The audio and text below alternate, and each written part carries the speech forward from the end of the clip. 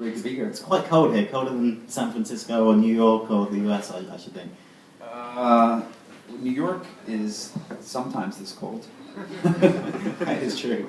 So, I mean, Fred, hopefully, with this type of audience, you should need no introduction, but just to reel off the hits, there's Twitter, Foursquare, Tumblr, SoundCloud, I was coming to that. Also things like Etsy, a lot of products that we probably all use or we respect as companies, but interesting, also European companies, so Halo and SoundCloud and others.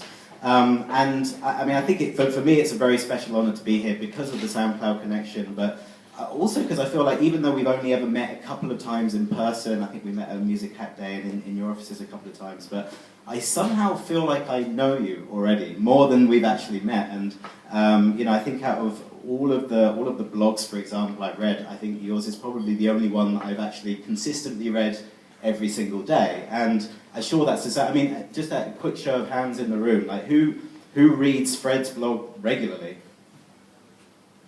Okay, cool. So there's a secret to that. The secret is if you write something every day and people know that by going to your URL they're going to get something every day, it encourages frequency. I know a lot of people in the venture business who blog, but they blog once a week or once a month or whatever, and you can't build a daily audience. You can't build habits by doing something occasionally. You have to commit to it, and so I think that has as much to do with it as anything. And exactly, it's a great strategy as well. I guess it must help you process what you're thinking about, but also, someone who kind of shies away from media a little bit, kind of lets you have some thought leadership and also get into the subconscious. Actually, my second son is called Frederick or Fred, so maybe that leaked into my brain as I was. You figured out my master plan. I'm gonna get everybody in the world to be called Fred. Yeah, exactly. So we're seeding the world with lots of Freds. But so I guess because so many people, I don't want to ask you too many topics about some of the things you might be blogging about already. And first of all, just dig into Fred the person. And I'm curious to know. How do you do it? So busy, such a reputation. You're flat iron with Jerry Colonna, another guy that I respect, and just consistently showed up every day with something new. How do you do it, and how do you do it so consistently?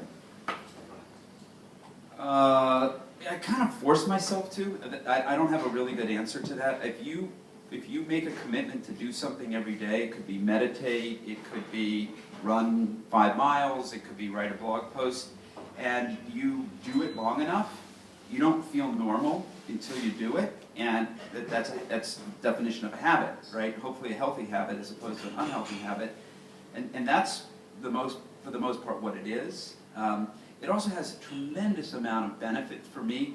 We have an analyst who just joined us maybe 3 months ago named Joel Monegro, and he wrote me an email today. He said, holy shit, his blogging thing works. And he wrote a blog post last week, and he's gotten 5 or 6 deals that came in because of that blog post, right? And he said, these are amazing deals, better than anything I was able to source.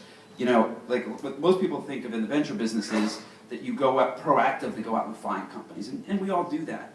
But he wrote this great blog post, and deals just started coming at him, and he's only been doing it for 3 months.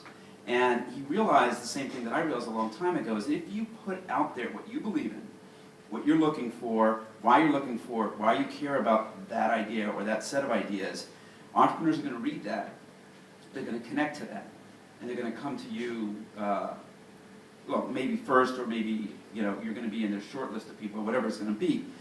And it's a very powerful model. It works extraordinarily well. And so, part of it is that it's now tied to how I do my business. Right? So, the same way that, if you are, in e-commerce, you have to spend money on marketing all the time. You can't stop spending money on marketing, and in my case, I can't stop blogging. So, should everyone do it, for founders in the room or investors? Is that something that they should copy or do themselves? No, I don't think, I think you have to be like me and get better. It has to be something that you truly can benefit from. And I don't think it's the kind of thing that everybody should do. But certain kind of people who are wired up the same way that I am wired up can benefit from it. And I think it's harder for entrepreneurs because, remember, I don't have to run a business every day, so I don't have people. I mean, we have a small group of people. There's about five. There's about 6 or 7 people at USV who aren't partners. So we have a small office, but for the most part, we don't have to manage a team and do all that. And I think that is very time-consuming, being a CEO and founder. And I don't have a lot of those responsibilities. Yeah. And how do you keep fresh? Like, how do you? I mean, you know, you were early on, you know, some of the trends, early on social, and you're really benefiting from that. You know, now we have the second wave of that. How do you keep fresh? How do you keep looking? You know, get pitched so many times. How do you stay ahead of that curve? Partially by forcing myself to be ahead of the curve, and it has its costs, because there are things that we have left too soon and that I have left too soon. Social media would be a good example of that. You know, after making the Zynga, Twitter, Tumblr, Foursquare sort of set of investments that we made in 2006, 7, and 8, I said, okay, done with that. Not doing that anymore. Passed on Snapchat, passed on Instagram. Didn't even really see Instagram. I mean, I knew that Instagram was happening. We could have gone and chased it. Did you regret passing on those, or was it just... So, just to be clear, I didn't pass on Instagram. I mean, I was invited to go meet with Snapchat, and I declined the meeting. So those aren't, maybe not even, you know, depends on how you really think about passing on an investment. But the point was that, you know, I lost interest in those things, and so you could, in the venture capital business, you can be way too early. My friend Howard Morgan, who's a partner at First Round Capital, he has a blog that he occasionally writes on. It's called waytooearly.com. And the problem with being way too early in the venture capital business is that you lose a lot of money by being way too early. There were YouTube type products that were built in 96, 97, 98. They all crashed and burned. You're a decade too early, you don't make it. So and you can leave too early as well. But I think that it's a curiosity, it's a desire to not be a follower, to be a leader, to be the first one to something new. It's tied up in my ego, it's tied up in my curiosity, and that's where it comes from. So everyone's here in Berlin. We have companies here from across Europe, from Romania, from Copenhagen, and I think one thing that stands out for me, about USV is you're one of the US companies that has made previous investments in Europe. The first one that I noticed was 2007, 2008. Someone like Zamanta. Like, how do you come across a company in Europe? Like, did they approach you? Like, what? Tell us a bit more about the journey into starting to invest into European companies and why. So Zamanta was our first, and it came out of Seedcamp. So I think Seedcamp in many ways has to take credit for getting USV to Europe.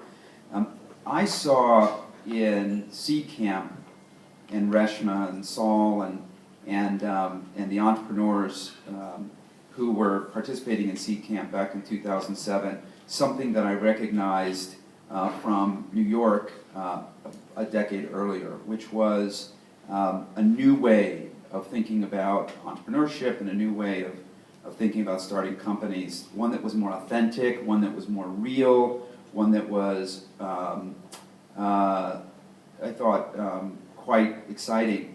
And so, the venture business, there are no secrets in the venture business in the United States.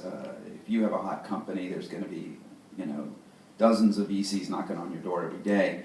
And that wasn't true in New York in the 90s, and by the middle of last decade, New York had been discovered and there was no secrets in New York anymore. And when I came to Europe around then, I sensed that Europe was going through a little bit of a rediscovery of itself and a reconstruction of what the startup and venture capital market was going to look like, I think, which has been very healthy for Europe. And I thought, well, gee, we can find undiscovered gems here that nobody knows about. And I'm not sure that's true anymore, which is probably good news for the entrepreneurs in the room, but not necessarily good news for the investors in the room. But that was what initially got us here. And then the other thing that we've learned about Europe is that and our most recent European investment, which got announced yesterday, which is a company called Venium that comes out of Porto, is a good example of this.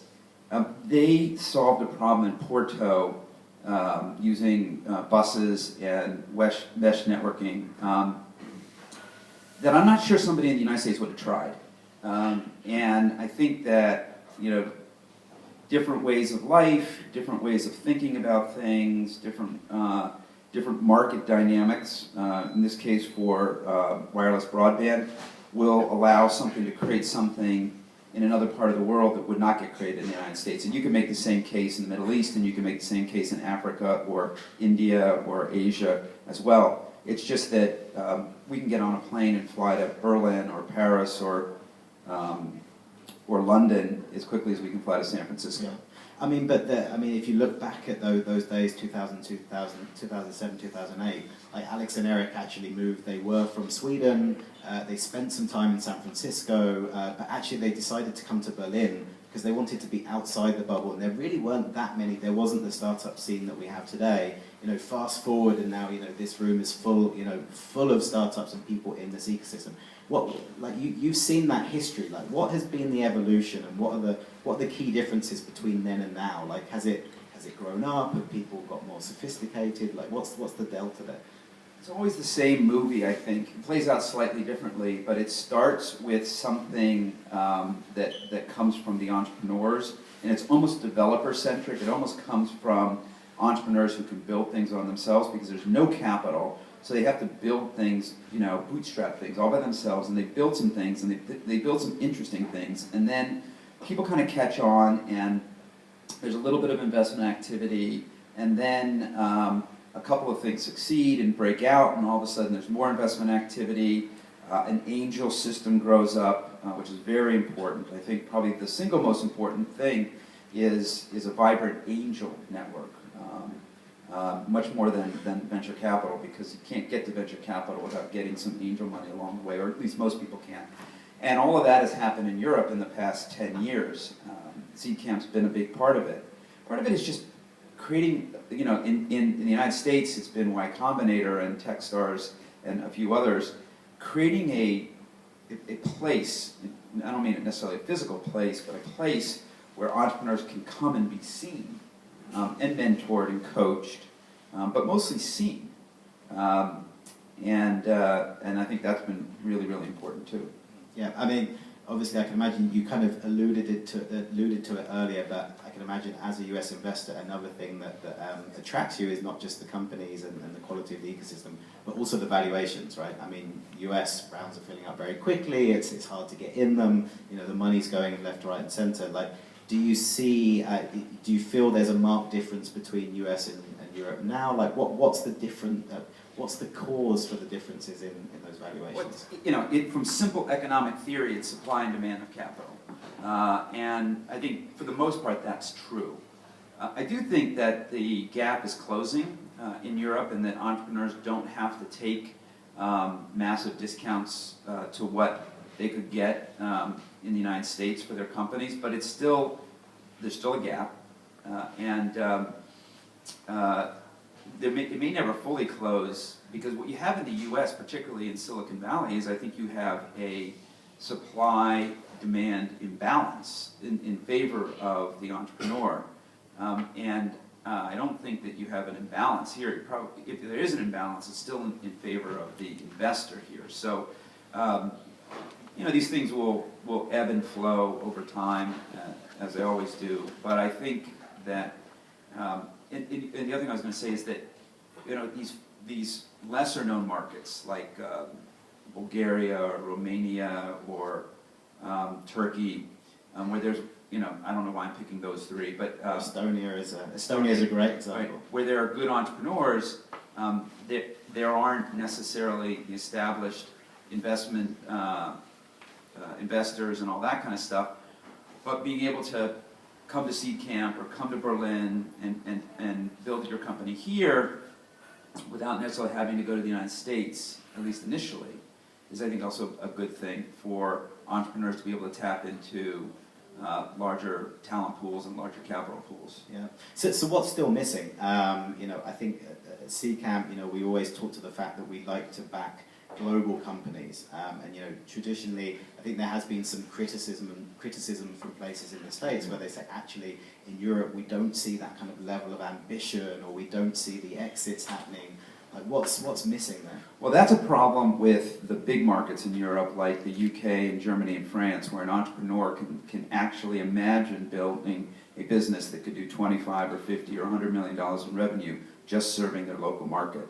And that's changing even in those markets. But that's not a problem for Bulgaria, Romania, or Estonia. I mean, those entrepreneurs, they cannot even think about that, right? They have to build something that's a global business day one, because they can't build a big enough business just serving that local market. So I actually think in some ways, the lesser, the smaller countries in Europe and the lesser known markets in Europe will probably in some ways produce more interesting companies, or at least have potential to. Israel's a great example of this. I mean, Israel's had a fantastic tech startup community for 30 years. They do not have a large enough domestic market to build a big tech company in Israel, and so the Israeli entrepreneurs never even think about doing that, and they build lots of big companies as a result. So, but I even think in Germany, which is maybe the one country that's been the most guilty of just focusing on domestic market plays, I think we look at it now, and most of the companies we see, clearly the majority, not all, but the majority are building global businesses now. Yeah. So switching tack a little bit, we've talked about the future of Europe. With all the investors in the room, just talk a bit more about the future of venture capital, the future of your business and our business at Seedcamp. For me, the one thing as somebody in a portfolio company of Union Square was you always had the attention to detail around leveraging the portfolio, providing the services, people like Gary, and the fact that we were, in those days it wasn't Slack, but we used Yammer, and it was like, as in business development, SoundCloud, I had access to the, Twitter and Foursquare and leveraging those things. That seems to be something that maybe you and a few others were doing. But it's more on vogue now. Like, you look at Andreessen Horowitz, you look at their team page, it's, there's marketing people. Do you see, is that is that just a fad? Is it a trend? Is that what companies have to do?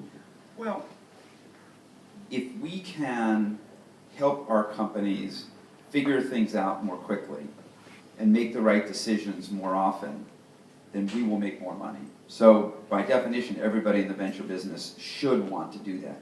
The challenge is, if you're the founder of a company and you have 6 VC firms, they all want to do that, it's too hard. It's like, I'm being loved too much, right? So there's a balance that you have to understand, that you want to provide value, but you can't force feed it, and it has to happen more organically.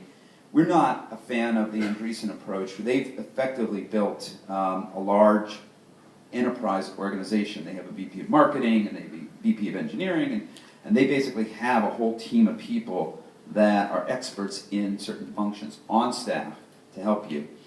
I don't like that model for a couple of reasons. One is, I want our companies to develop that muscles.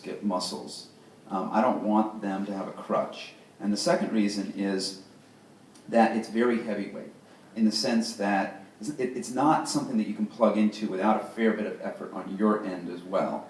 And we are a fan of the network-based model, the lightweight-based model, where we should just make it very easy for you to connect to the VP of business development at one of our companies and get a reference to how to get into a meeting at Microsoft. And we shouldn't even be, we literally should not even be in that conversation. We should just make it happen. And that is how we've gone about it. And I think our approach works pretty well for the companies who want it, and we don't force it on anybody. If you don't want it, you don't have to be part of it.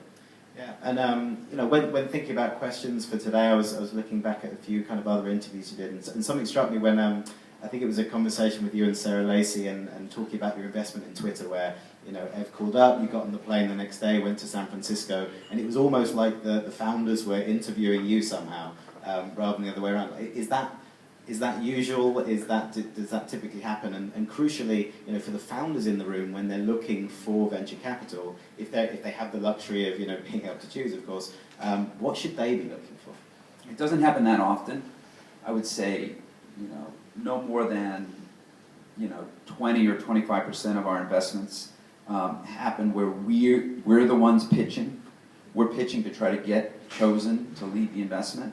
Most of them happen when the entrepreneur is just trying to find somebody to give them some money,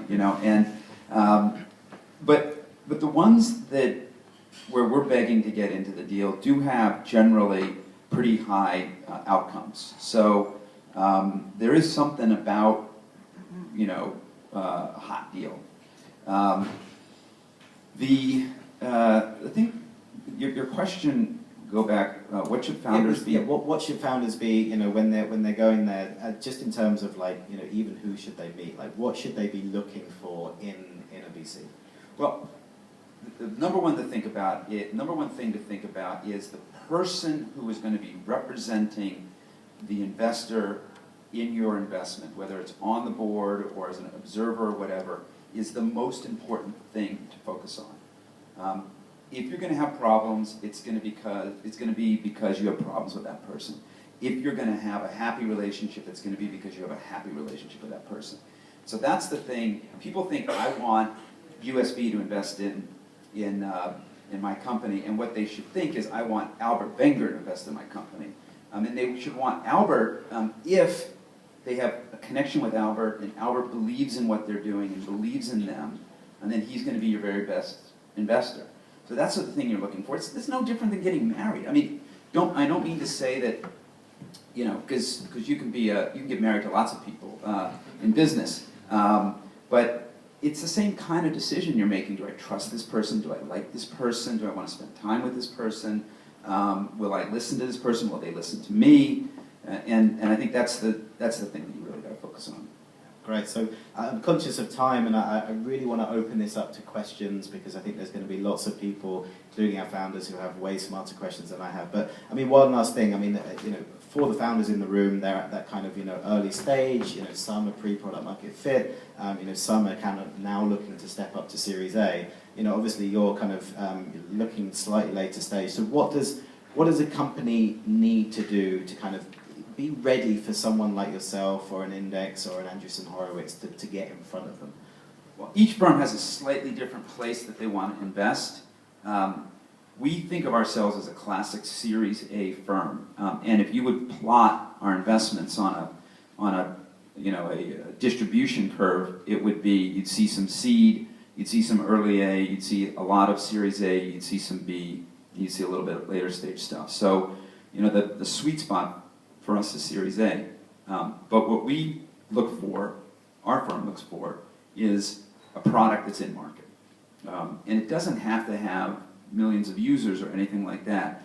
But what we have found is that, and we'll occasionally violate that rule, usually with founders that we've worked with before, rarely with founders we haven't worked with before. Getting the product in market tells us something about the founder and the founding team, how well they actually executed against their vision, and the product is the instantiation of that. And if we look at the product and say, they nailed it, that tells us that they not only had the right idea, but they knew how to execute the right idea and get it in market. That's what we need. That's what we need to feel to be confident to make an investment. There are firms that make investments long before that, and there are firms that make investments long after that. Andreessen, I think, has moved a little bit more, a little bit later than we are. They want to, what they've told me, and I think is true, is that they want to be in the very best company in the category, and they've learned that if they want to be in the very best company in the category, they need to wait a little bit longer for that to show itself, and they have the reputation and the clout and the dollars to win pretty much any deal they want, and so they can afford to wait. That's not our model. Our model is to try to be first. We want to be the first VC to invest in a company. We won't be the first investor because there's going to be angels and seed funds and things like that, but we want to be the first sort of classic VC to invest in a company. Now, sometimes we'll follow other people for lots of reasons, but our sweet spot is to be the first VC. Cool. Okay. So on that note, let's hand over. I think it'd be nice to maybe get some questions from Seedcamp teams and Seedcamp founders first. And I think we have someone. Tom's going to be handing a mic around. So any Seedcamp founders with a question, shoot your hand up. Yeah. Yeah, Mike. And before, just kind of introduce name and company and where you're from. Hi Fred, I'm James from Native. Sorry. I'm from. Now Native. Sorry, country. Oh, sorry, from London. You mentioned earlier about missing out on deals. Could you just elaborate on that? Like, is it because you got birds in the past? Did you get bored of the space? Did it get too crowded? Like with the social media startups, for example, like why did you miss out there, or why did you walk away? Probably just boredom. Honestly, I mean, you have to understand something about investors, particularly successful investors, and I'm not trying to toot my own horn here.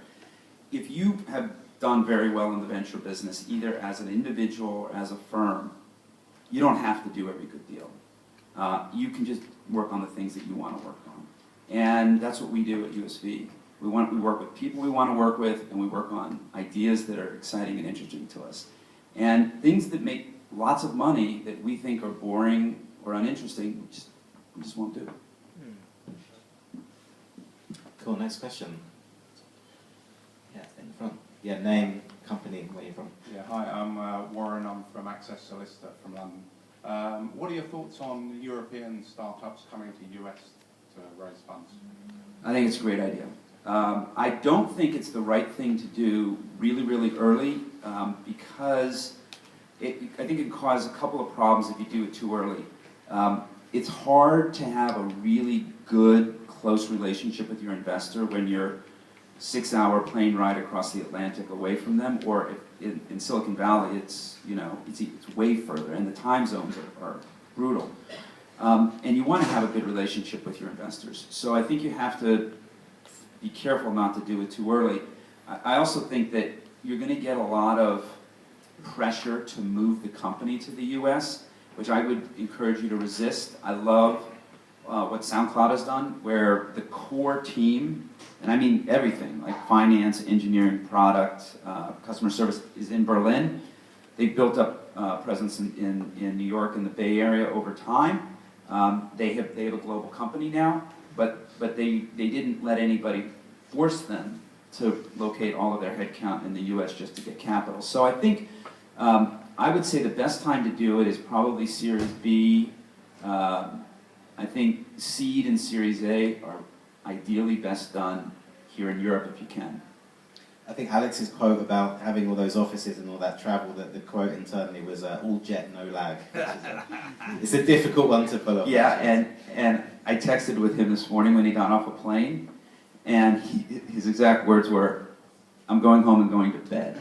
Okay, he's feeling sick from all that travel. So I think all jet, no lag is good when you're in your 20s. It starts to become not good when you're in your 30s, and by the time you get to be my age, it's not possible. When you have kids, forget it. So. Okay, next question. Should we maybe one more from a founder, and then I'd love to open it up to others as well. Okay, yeah.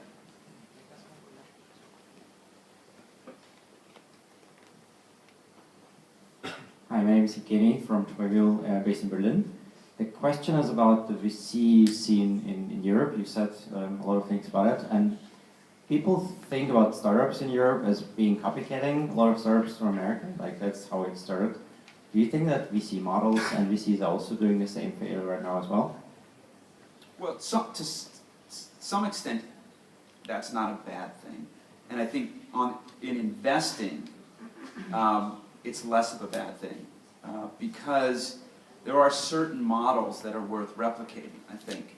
If somebody has built, say, first round capital, so a venture firm in the United States I like a lot, and they really, I think, nailed a model of being a very active, almost hyperactive seed, late seed, early A investor. And they proved that that model really works.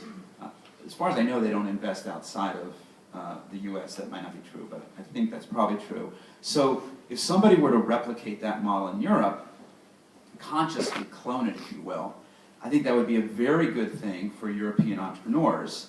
And so, you know, I don't think it's necessarily a bad thing to copy best practices. And I think that the venture capital market, what appears to me is going on in Europe is a reconstitution, restructuring, and reformation of the venture capital market in Europe, more in line with the Silicon Valley model. It used to be that venture capital in Europe was a little institutional, a little bit more later stage, tended to be more sort of financially driven, and also kind of control-oriented. And that was true on the East Coast of the United States as well, sort of in the 80s and 90s. And the Silicon Valley model, which I think has become the dominant model, is more entrepreneurial, more product sensibility, less financial sensibility, more risk-taking, less worried about terms. And I think that model is now becoming prevalent. I think Index certainly popularized it. And you know, to my knowledge, there's probably a half a dozen to a dozen venture firms in Europe that are relatively new or have reconstituted themselves very much in this model, and that are likely to do very well. So I think we are in the process of seeing the institutional venture capital market in Europe remake itself, and I think that's going to be good for the people who are investing in those firms, and it's going to be good for the companies that those firms invest in. Cool, okay, so opening it up. By the way, I think we started 5 or 10 minutes late, so maybe we'll keep going for maybe 10 more minutes. If that's good with you, Fred. Yeah, sure. Absolutely. Okay, raise your hands. Yeah, somebody in there.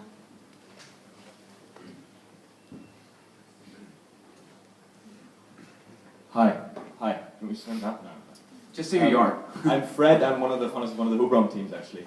And my question is about the speed of fundraising, especially like the difference, because I looked at Yik Yak's fundraising schedule this year, and I think they had like an investment round in April, 1.5 million, one in June, 10 million, and one just now, which is like 60 million.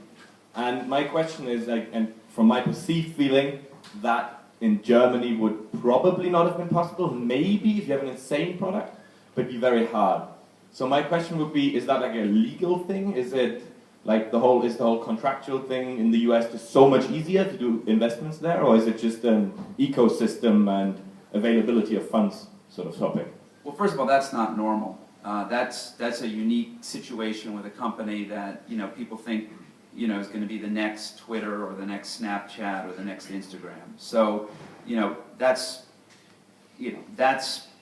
sub 1% type thing, even in the United States. I will say, we have a couple of companies in Germany that are incorporated in Germany. It is a nightmare to close a deal in Germany. I mean, we basically are telling companies to not incorporate here anymore. I mean, it takes weeks just to get all the documents notarized, and then it has to go, I mean, some of you might know this, you have to go and read the charter out loud in front of a judge or something like that. I mean, this is nonsense. I mean, if there's anybody in the room who has any connections to the government here in Germany, like, you're just not going to have companies incorporate here. Like, they're going to incorporate somewhere else. And it doesn't have to be the United States. It could be London. It could be anywhere, not Germany. So that's bad. I think that if you had a company in Europe that had that kind of explosive growth, you could see a company pulling off 3 financings in a year. A lot of it is just demand from the investor side to put money to work in these companies, and the entrepreneurs are just being opportunistic and taking the money while people are throwing it at them. Right, thank you.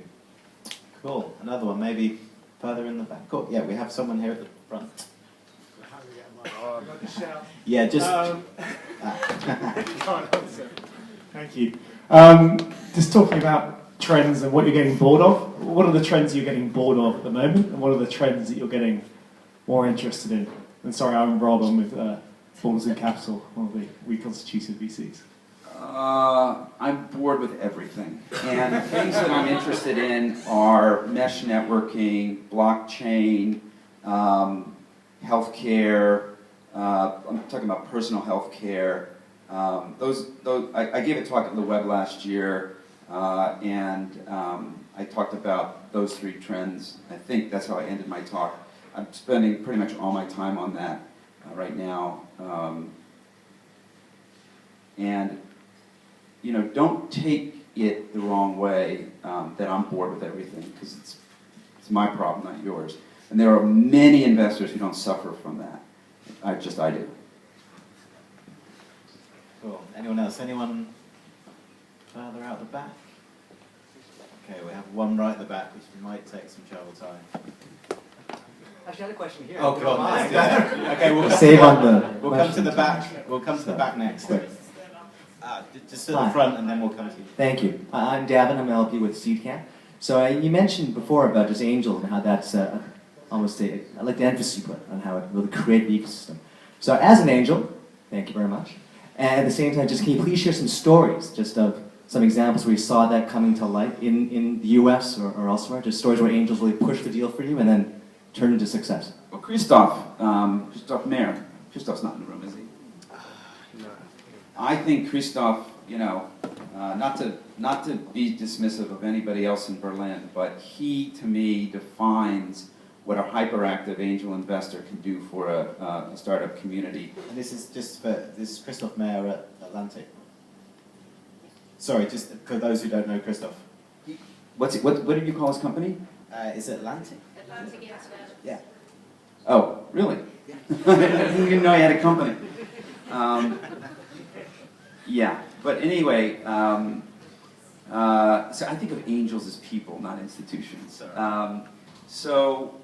You know, and it's happened in other places. Ron Conway, I think, is an example of that in the Bay Area, who you know, just is not only writes lots of checks, but you know, goes to bat for their companies and helps them raise capital, and is just, you know, constantly promoting their companies to other investors, and I think it's really valuable. There are many angels who are happy to participate in financings and tag along, and that's good because you need their money, but it's those angels who are out front, leading, syndicating, putting rounds together, and then constantly promoting their portfolio companies that are the really valuable ones. Right.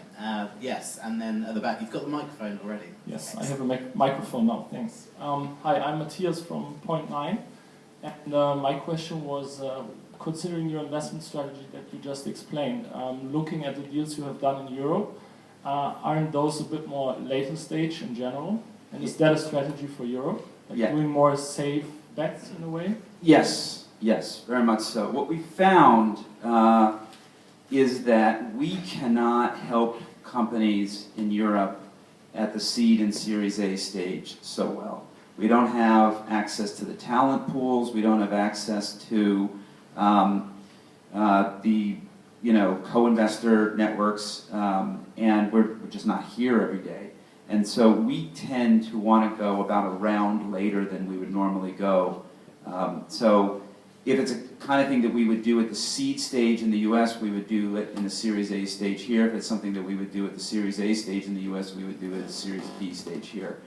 And I think we're going to continue that. Now that could get harder for us as the market gets more developed over here for investing, and we could find things that get too expensive or get too far along, and then that could become a bad strategy for us. But for now, that's very much our strategy in Europe. Oh, excellent. And we have, just this chap in the front. Maybe if you want to shout it out. Oh no, Tom's coming with the mic. Okay, I can do without a mic probably. Herman Hinsen From Henk, Committed Capital, early stage investor in the Netherlands. And unfortunately, we're just one of the few professional early stage investors. We have limited funds and limited budget for our companies, and we always end up, especially with the fast growers, that we are at the end of our poll, so I have 1 million or something committed, and it's about as much as we can do. We're looking for this Series A co-investor in anywhere in Europe or in the US, depending on where the companies operate. And usually we lose something like a year finding someone who wants to invest while we cannot join on ourselves. So what are your ideas on that, and how could we make it more attractive to Series A investors? Well, I think what you're running into is the problem that Europe has had for a long time, which is there's not enough early stage capital that invests across the continent. I think that's changing, but maybe your experience says that I'm wrong about that. But even if it hasn't changed, I think it will change, just based on what I'm seeing. Limited partners who invest in venture capital funds are increasingly coming over here looking for funds to put money with. I'm getting more and more phone calls from them saying who are the good investors in Europe. So I think it is changing. There will be more capital. I also think that maybe one of the things you need to do is start to identify your most promising companies and start having those conversations earlier on to identify the most likely investors and start to pre-sell them earlier on so that when the company needs money, you've already got some warm leads. That might be another good strategy. Without having a lot of specifics on each individual company, it'd be hard for me to really diagnose the problem more deeply than that. But I think that it's going to get better. Cool. Okay, so I'm conscious we have the other mentoring session, so let's take one more question from the audience, and maybe somebody from a startup team or a founder who hasn't had a question yet. Oh, yeah. Okay. Hi Fred, I'm Nabil from Now Native from London. The question I wanted to ask is there a company that you've worked with or invested in that grew in a surprising or unprecedented way that you found interesting? And if so, why maybe?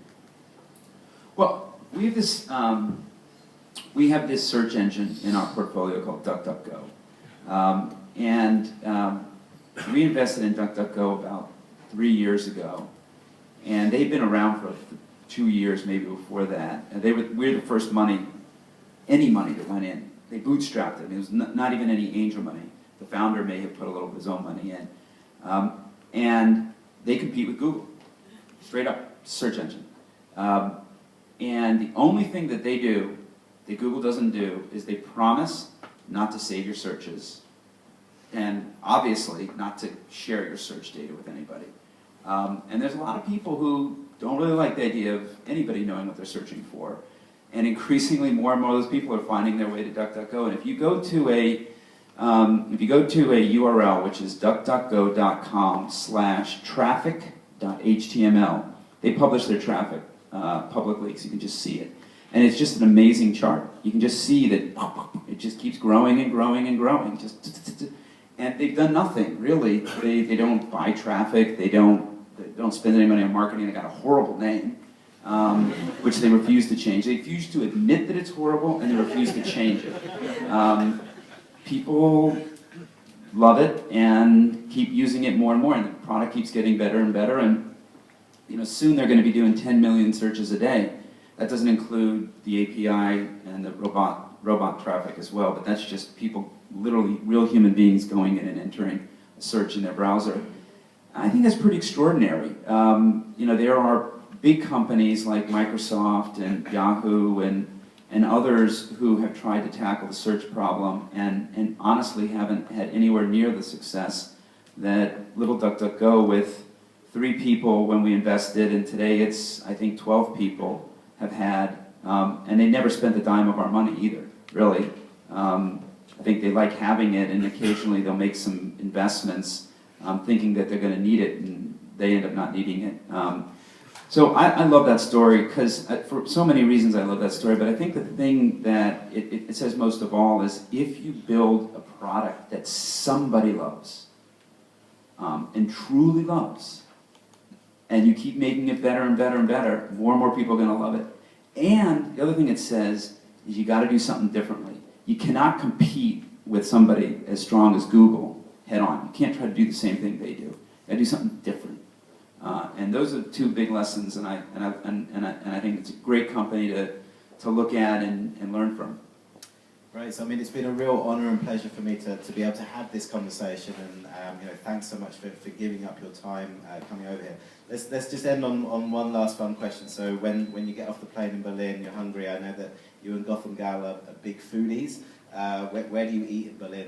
Where should we be eating? Well, I go to that little place at Tegel where you can get the hot dog with the curry on it. Oh, you mean the kind of the U-Bahn currywurst stall? Yeah, with a beer. Then I know I'm in Berlin. Wow, excellent, brilliant. Okay, thanks so much, Fred. Big round of applause.